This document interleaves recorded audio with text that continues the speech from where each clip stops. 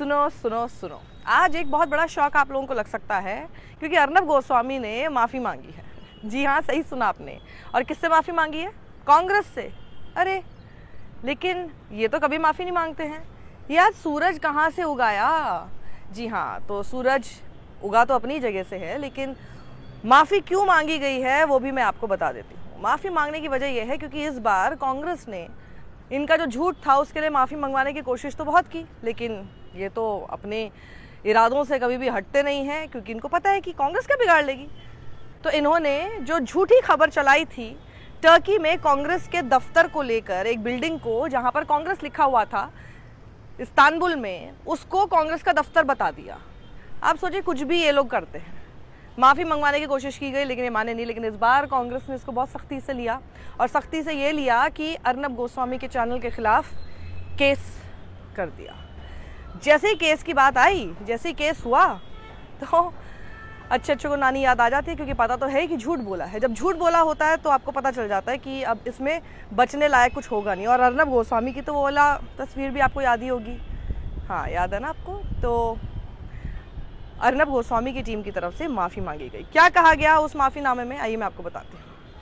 An incorrect image was inadvertently used, erroneously depicting a building as the Congress office in Turkey by a video editor. बाप रे, इतनी भी हिम्मत नहीं है कि अपनी गलती मान लें, वीडियो एडिटर के ऊपर डाल दिया। तो वीडियो एडिटर के ऊपर अगर आप डाल रहे हैं तो मैं भी सेम प्रोफेशन की हूँ, बहुत आसान होता है वीडियो एडिटर के ऊपर डालना। लेकिन वीडियो एडिटर तो सिर्फ तस्वीर कहीं पर पोस्ट कर सकता है ना, कहीं पर डाल सकता है। उस खबर को अपने मुंह से बताने वाले ये जनाब, देखिए जरा कौन है। इन जनाब ने अपने मुंह से ये बात कही है, सुनिए। I want to ask you something.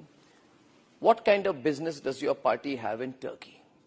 Did you know, viewers, the Congress party has a registered office in Turkey? तो क्या वीडियो एडिटर ने ये शब्द भी ठूस दिए अर्नब गोस्वामी के मुंह में? I want to ask you something. What kind of business does your party have in Turkey? Did you know, viewers, the Congress party has a registered office in Turkey? कि झूठ बोलने की एक इंतहा होती है, लेकिन बोलते हैं ना कि बड़ी मछली जो होती है वो तो बच जाती है, छोटी मछलियां फंस जाती हैं। और एक छोटे एडिटर को जो आपके यहाँ पे एक पेरोल पर है, उसको हो सकता है निकाल भी दे, दिखाने के लिए कि देखिए हमको ऐसा एक्शन लेना पड़ा। इनका तो खुद का तो कुछ बिगड़ेगा नहीं।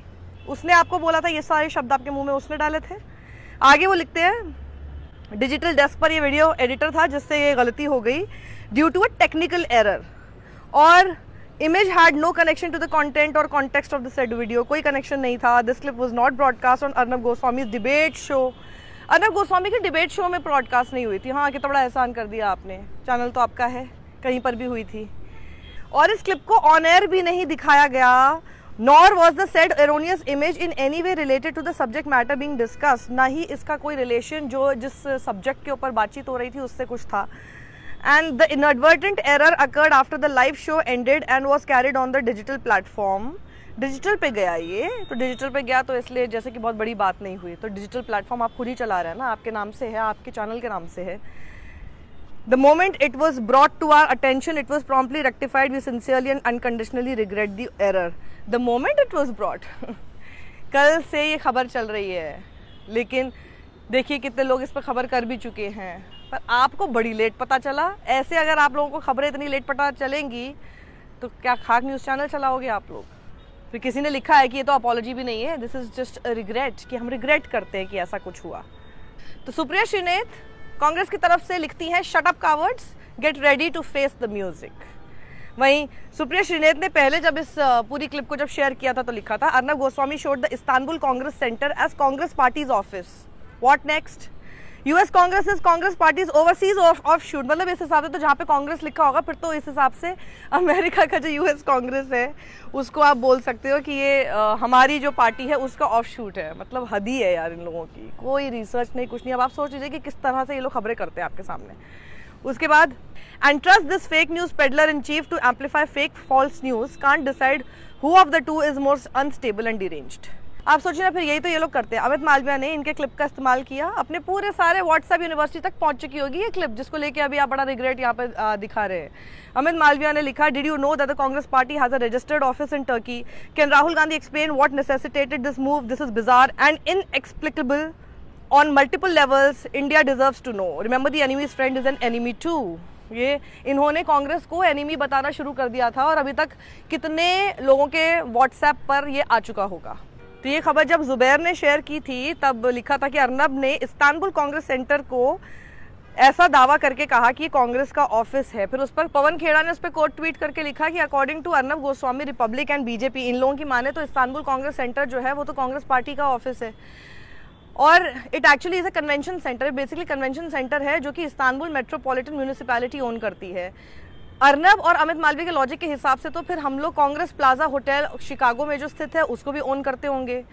प्राग कांग्रेस सेंटर जो है उसे भी हम लोग ओन करते होंगे पेरिस में। Of course Indo US relations will improve the day, उस दिन इंडो यूएस के रिलेशंस भी इम्प्रूव हो जाएंगे, बेहतर हो जाएंगे जिस दिन यूएस जो है वो रिटर्न कर देगा यूएस कांग्रेस टू मिस्टर खड़गे।